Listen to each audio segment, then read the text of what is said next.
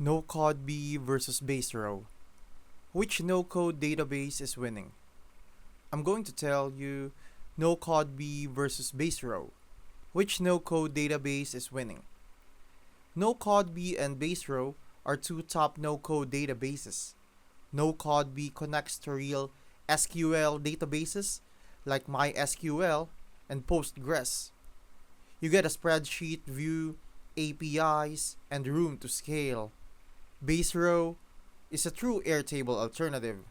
No database needed, it's faster to set up, super clean, and fully open source. Which is winning? If you need power and flexibility, Nocodb.